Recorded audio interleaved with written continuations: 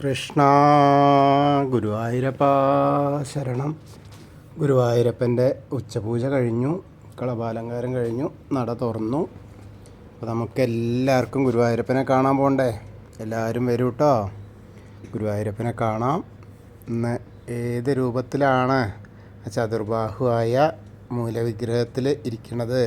കളഭാലങ്കാരം കൊണ്ട് ഏത് രൂപത്തിലാണ് നമ്മളെ അനുഗ്രഹിക്കാനായിട്ടിരിക്കുന്നത് എന്ന് നോക്കാൻ വേണ്ടി നമുക്ക് പോവാം. അപ്പോൾ ആദ്യം തന്നെ കിഴക്കേ നടയിൽ ആ ഗണപതി ക്ഷേത്രത്തിലൊന്ന് പോയി തൊഴുത് എല്ലാ വിഘ്നങ്ങളും മാറ്റി നമുക്ക് ഗുരുവായൂരപ്പൻ്റെ അടുത്തേക്ക് പോവാം.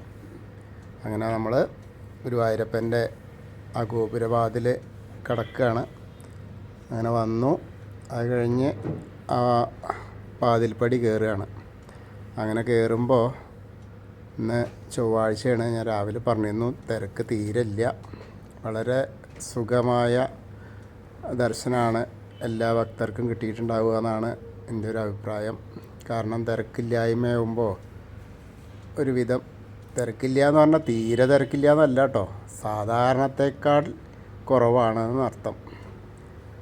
അപ്പോൾ എല്ലാവർക്കും മനസ്സ് നിറഞ്ഞ് കാണാൻ കഴിഞ്ഞില്ലെങ്കിലും കുറേശ്ശൊക്കെ കഴിഞ്ഞിട്ടുണ്ടാവും. കാരണം ആർക്കും മതിയാവില്ലല്ലോ, ഗുരുവായൂരപ്പനെ കണ്ടിട്ട് എനിക്ക് മതിയായി എന്ന് ഒരിക്കലും ഒരാളും പറയില്ല. അപ്പോൾ എന്തായാലും നമുക്കൊന്നുകൂടി പോവാം, തൊഴുക, ഉച്ചപൂജ കണ്ട് തൊഴുതുക. അങ്ങനെ നമ്മൾ ശ്രീലകത്തേക്ക് ഇങ്ങനെ നോക്കുമ്പോൾ നാഗെ വിസ്മയിപ്പിക്കുന്ന തരത്തിലുള്ള രൂപാലങ്കാരമാണ് കേട്ടോ കളഭം കൊണ്ട് അവിടെ ചെയ്തിരിക്കുന്നത്. നമ്മൾ ഇടത്തെ വശത്തെ മേൽപ്പത്തൂരിനെ ഒന്ന് പ്രാർത്ഥിക്കാം, സ്മരിച്ച് പ്രാർത്ഥിക്കാം. അതുപോലെ വലത്തെ വശത്തെ ആ തൂണൊന്ന് നോക്കി കണ്ടു തൊഴാം. ഇനി നമ്മൾ ശ്രീലകത്തേക്ക് ഇങ്ങനെ നോക്കുമ്പോൾ ഒരു പട്ടൊക്കെ ഇങ്ങനെ ഞൊറിഞ്ഞെടുത്ത് ഒരമ്മ ഇരിക്കണു, യശോദാമ്മ ഇരിക്കണു, കാല് നീട്ടി ഇങ്ങനെ ഇരിക്കുകയാണ്. ചുവന്ന പട്ട് ഒക്കെ ഞൊറിഞ്ഞെടുത്തിട്ടുണ്ട്. അമ്മ രണ്ട് കാലും നീട്ടിയിരിക്കണു. മകൻ അതാ അങ്ങനെ കയറിയിരിക്കണു. കാൽപാദങ്ങളിലതാ കാൽത്തളകൾ കാണുന്നു, കൈവളകൾ രണ്ടും ഉണ്ട്. അമ്മേനെങ്ങനെ പൂണ്ടറിഞ്ഞ് പിടിച്ച മാതിരിയാണ്. നമ്മുടെ കയ്യിൽ ഇടത്തെ കൈ കൊണ്ട് അമ്മ മകനെ ഇങ്ങനെ ഉണ്ണിക്കണ്ണനെ മാറോട് ചേർത്തിട്ടുണ്ട്. വലത്തെ കൈ കൊണ്ട് വെണ്ണ കൊടുക്കുകയാണ്. ആ പൊന്നുണ്ണിക്കിന്ന് വെണ്ണ കൊടുക്കുകയാണ് അമ്മേ, വെറുതെ അല്ല. വളരെ മനോഹരമായ, അപൂർവമായിട്ട് മാത്രം ഉണ്ടാവുന്ന അലങ്കാരമാണെന്ന് ആ ഗുരുവായൂരപ്പൻ്റെ ശ്രീലകത്തുള്ളത്. അമ്മയും മകനും ആ യശോദാമ്മയും കണ്ണനുണ്ണി വളരെ നന്നായിട്ട്, വളരെ കേമായിട്ടുള്ള ചാർത്താണ് കേട്ടോ. അപ്പോൾ എല്ലാവരും കണ്ട് തൊഴുതോളും അമ്മയും മകനെയും. വളരെ മനോഹരമാണ്. കാൽത്തളകളും കൈവളകളും ഒക്കെ ഇങ്ങനെ കാണുന്നു. അതുകൂടാതെ ചെവി പൂക്കൾ കാണാനുണ്ട്. പട്ട് ഒരു 1.5 വയസ്സൊക്കെ ഉള്ളതുകൊണ്ട്, 1-2 വയസ്സ്, 2 വയസ്സ് തോന്നിക്കില്ല, അത്രയും ചെറിയ കുട്ടിയാണ്. ചെറിയ കുട്ടീനെ ഇങ്ങനെ മാറത്ത് ചേർത്ത് ഇങ്ങനെ നിർത്തി മടിയിലിരുത്തിയിട്ട് വെണ്ണ കൊടുക്കുകയാണ് ഉണ്ണിക്ക്, പൊന്നുണ്ണിക്ക്. അപ്പോൾ അങ്ങനെ നോക്കുമ്പോൾ പിന്നെ പീലിത്തിരുമുടിയൊക്കെ കെട്ടിയിട്ടുണ്ട്, കളഭം കൊണ്ട് പീലിയൊക്കെ ചാർത്തിയിട്ടുണ്ട്, ഗോപിക്കുറിയുണ്ട് പൊന്നിൻ്റെ. അതുപോലെ ഒരു മാങ്ങാമാലയുണ്ട്, ഒരു നെക്ലസ് പോലത്തെ മാലയുണ്ട്. അമ്മ യശോദാമ്മയും നല്ല അലങ്കാരത്തിലാണ് ഇരിക്കുന്നത്, വളരെ വേറിട്ട് കാണാനുണ്ട്. പിന്നെ അതുകൂടാതെ ഒരു ഉണ്ടമാല ഉണ്ട്, തെച്ചിയും തുളസിയും വെളുത്ത പൂവായിട്ട്. തിരുമുടിമാല 2 ഉണ്ട്. അതേപോലെ വിധാനമായിട്ടൊരു 4 തുളസിമാലകൾ ചാർത്തിയിട്ടുണ്ട്. മൊത്തം വിഗ്രഹം നിറച്ചും അലങ്കാരമാണെന്ന്. അപ്പോൾ എല്ലാവരും ഇപ്പോൾ ശ്രീകോവിലേക്ക് നോക്കിയിട്ട് നമ്മൾ തൊഴുകയാണ്. ഗുരുവായൂരപ്പൻ്റെ സോപാനപ്പടിയിലാണ് നമ്മൾ നിൽക്കുന്നത് എന്ന് മനസ്സിൽ സങ്കല്പിക്കുക, എന്നിട്ട് തൊഴുക. അങ്ങനെ തൊഴുത് കഴിഞ്ഞാൽ നമ്മൾ നേരെ ഇങ്ങനെ ഇറങ്ങുകയാണ്. അങ്ങനെ ഇറങ്ങി ആ തിടപ്പള്ളിയിലേക്ക് വന്ന് നോക്കി തൊഴുതു. നേദ്യമൊക്കെ വയ്ക്കുന്ന ഗണപതി ഹോമം നടത്തുന്ന തിടപ്പള്ളിയിലേക്ക് നോക്കി തൊഴുതു.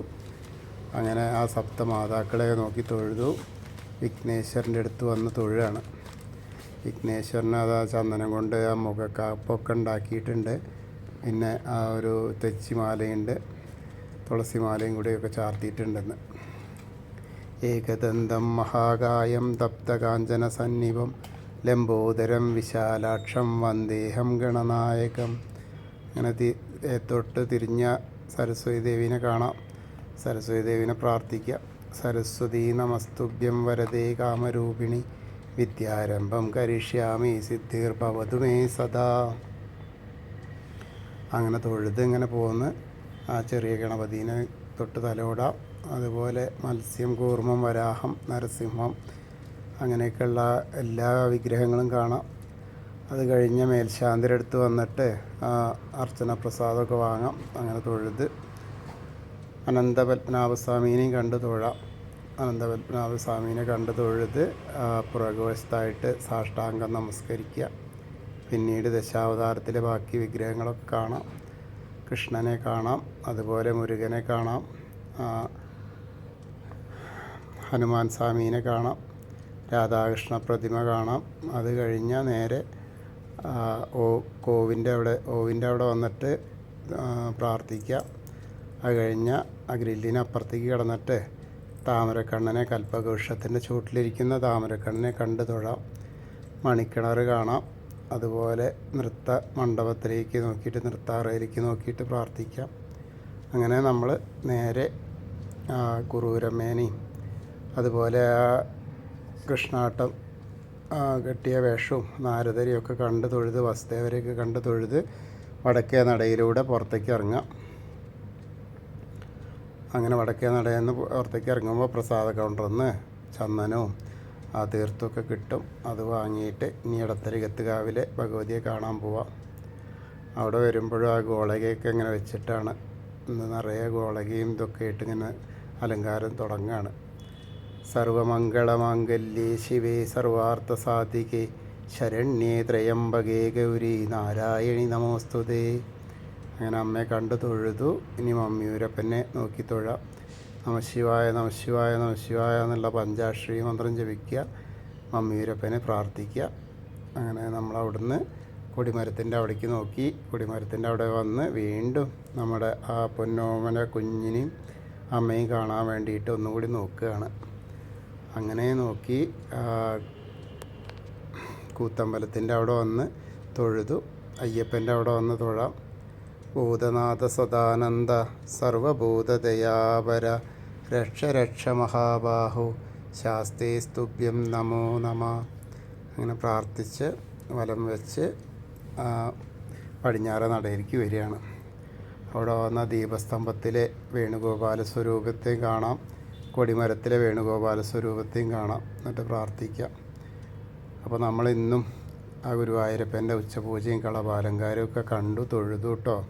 എൻ്റെ കൂടെ വന്നിട്ട് എല്ലാവരും, എന്നെ ശ്രവിക്കുന്ന എല്ലാവരും ആ ഗുരുവായൂരപ്പൻ്റെ തിരുമുമ്പിലെത്തി തൊഴുതു. ദർശനഭാഗ്യം കിട്ടി. കൃഷ്ണായ വാസുദേവായ ഹരയേ പരമാത്മനെ പ്രണതക്ലേശനാശായ ഗോവിന്ദായ നമോ നമഃ. ഹരേ കൃഷ്ണ.